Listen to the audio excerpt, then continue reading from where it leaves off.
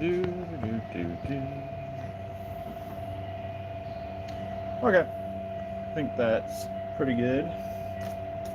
Gonna be probably a fairly quick stream today. Just to show what I'm working on, I will spin this around. So I am doing more of my space pirates. I actually have 10 infantry done so far, plus my one character. I'm now working on my next character, which is my lizard man Xenos of some sort sniper, who is counting as a rattling sniper. I thought that was that's pretty cool. But the main talking point of today's stream. Can I get this little friend in the stream? In the shot? I don't know. The main talking point of today's stream is just going to go over my thoughts on the new Warhammer Plus exclusive show, the Exodite. The first episode is called, oh, I don't know. It was there in the thumbnail. It's called Flame or Fire or something. I don't know. Something like that. But basically, yeah, I'm just going to be talking about my thoughts on that, what I thought about it, what I liked, what I didn't like, and you know, if whether or not I think it's worth a watch. So right off the bat, I'm gonna say it is hands down the best content, the best thing that has come to Warhammer Plus so far. That is including their other Warhammer Plus exclusive shows, the Angels of Death. It's including the Hammer and Bolter. It is including any of the other stuff that they have on there currently. This is by far their best work. And I'll get into why I think that is, or like what I think, like why this one is so much better than the other ones, or why I think it is in just a moment. But this is going to be for sure like a spoiler thing. So if you don't want it spoiled for you, turn back now, go watch somebody else's review of it. But so it opens with a little bit of text and whatever, just kind of telling you the situation. And the situation is that there is a Tau like colony, or yeah, like a little Tau colony on like a new world, and of course they're fighting over it with the Imperium. They're trying to evacuate their people. You can see Imperial ships just like glassing the planet from orbit, and we find out, I think a little bit later on, that basically the Tau have been trying to do like peace talks with the Imperials, which of course was never going to go well anyway, but it's made even worse by the fact that there is an Eldar on the surface of the planet who just will not stop assassinating the Imperials every time the Tau try to talk to them. And it's not clear why, but so our main character, who is like a stealth suit commander, is being sent down on a mission to apprehend this Eldar and stop them from, interfering with peace talks, so that the Tau can evacuate safely, and all can be good there. So right off the bat, and I'm sure you guys have seen reviews already from other people, but in my opinion, the animation, like, because it's I think it's 12 minutes long, or it's like 11 and a half minutes long. I'm going to say the animation overall, honestly, of all the different like fan animations, this is including Astartes, this is including everything else, this is right up there with the best of them. This is probably second-ish, or like just below Astartes, like, because there was a couple small things that weren't quite perfect, but overall very, very well done. Like, that, just purely the animation, just the purely everything moving, everything looking around, the textures, the lighting, the atmosphere, whatever, I give it like a 9 out of 10 right off the bat. Very, very well done. You get some, right at the start, you get some gorgeous shots of just ships moving around in the Tau fleet, and you even see a Kroot war sphere. It's not all about space. We don't see a single Space Marine yet, Penguin. Not one. Not one single Space Marine. I think in one of their original trailers before they went with GW, it showed a Space Marine. So there might be one coming. Like, there's probably one like in the Imperial fleet fighting and stuff. But I really wish they used Tau. You can see in the image that they dubbed over all. Oh, yeah, yeah. That's what I was gonna get to. So sorry, I'll get to that in just a second. That's a good point though. Um, but yeah, so like at the start, you see the fleet moving around. You see a Kroot War Sphere, and it all looks really cool. The Kroot War Sphere looks very like Death Star-esque. It's like very mechanical, whereas all the Tau stuff is very clean and sleek. It looks very cool. So all that looks good. The inside of the ship looks good. When you see like Tau suiting up, that looks good. Their weapons like powering up, the lighting and everything. It's all very like Iron Man-ish. It looks very, very cool. Now, what that person just said, and I missed the name, Instant Pain.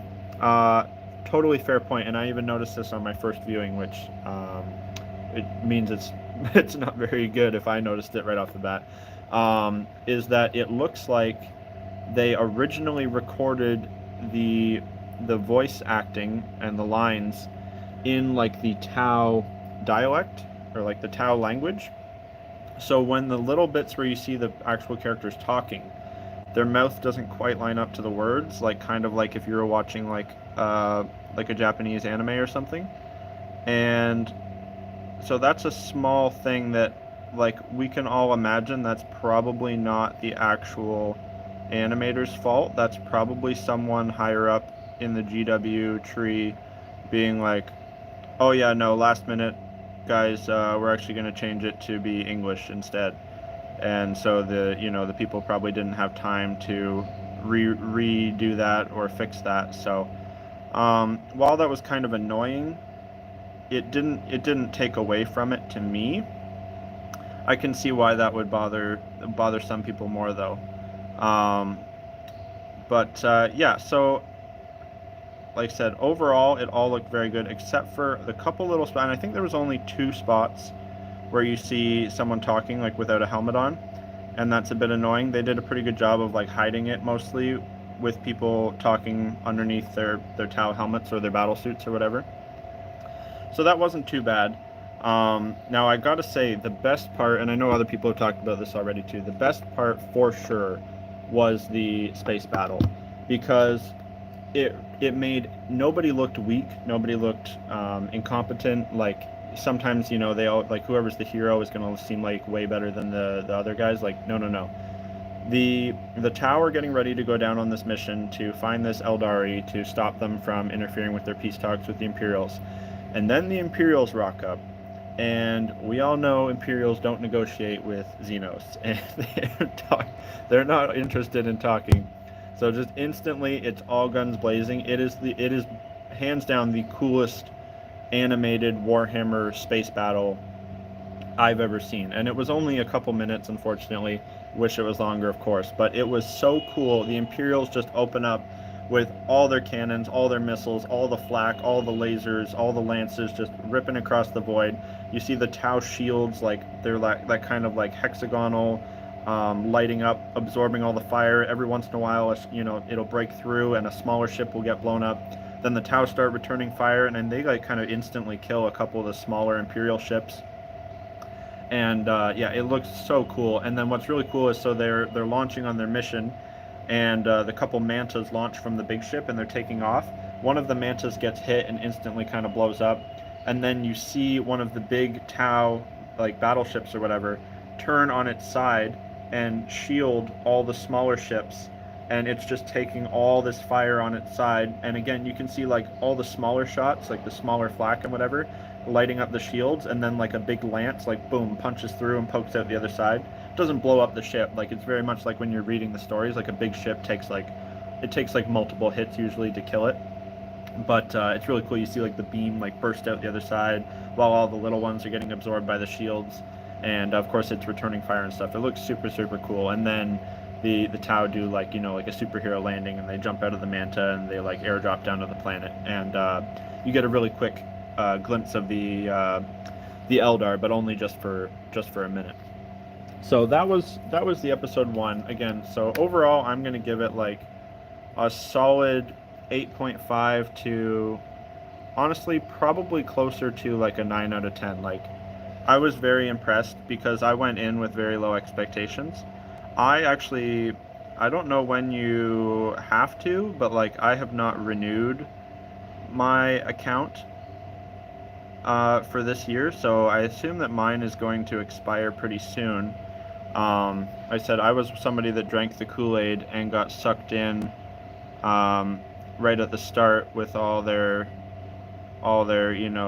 candied words and whatnot, and so I bought the whole year right off the bat. So I've just been coasting off that this whole time. So like I don't feel, I've said this before in other streams, like I don't feel super bad because I got it at the best deal possible. Like I got all the discounts and all the bonuses and the model and whatever.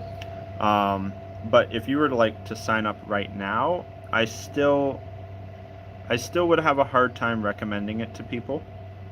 And I've reviewed Warhammer Plus a couple times.